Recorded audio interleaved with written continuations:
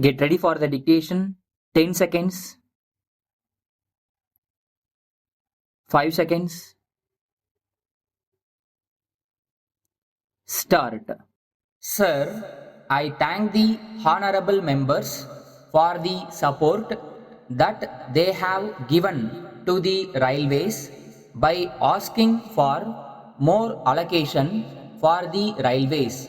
It has already been indicated in my budget speech that there would be an increase in the fares to the extent necessary to balance the budget.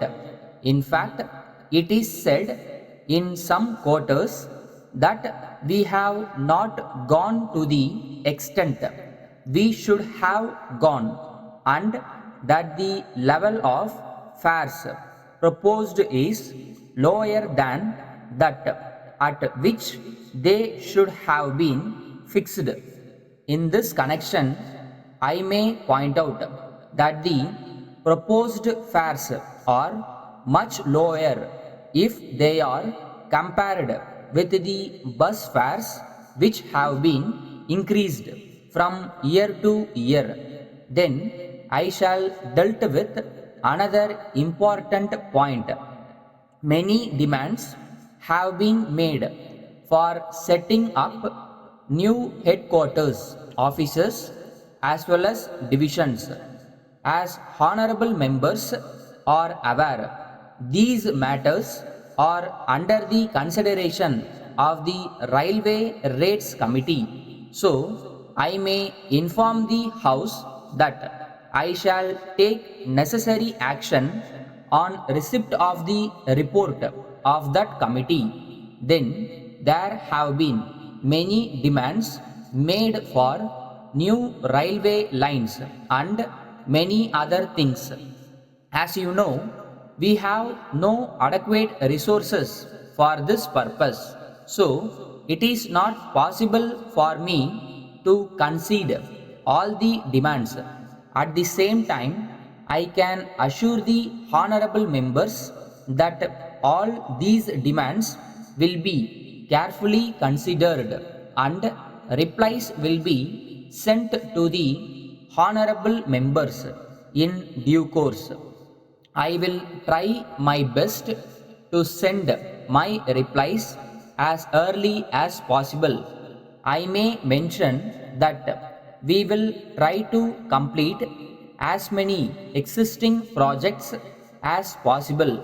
So, there is no scope for many new works being taken up in the near future, but I do not rule them out. I am sure that during the midterm review, the Planning Commission will pay kind attention to this matter and that we will be able to get some additional resources. I think you will agree that great concern has been expressed in this house about safety of travel, punctuality and quality of passenger services. I fully agree with the views expressed. There is no doubt that a passenger has a right to expect improvement in safety standards and also the quality of service rendered. I have already dealt with the various measures which have been introduced to reduce the number of accidents on the railways. I have also stated that I shall pay my immediate attention to the punctual running of trains, as this is a very important matter so far as passengers are concerned. As soon as I took over as Minister for Railways, the most important matters which received my attention were safety and punctuality. I want to bring to the notice of the House that for this purpose we have set up supervisory teams in the Railway Board and in the divisions. I may assure the House that it will be our effort to make rail travel as safe as possible. Letter from Bhima and Company, Madurai, to Messrs. Rao and Company, Erode. Dear sirs, we thank you for your letter received last week.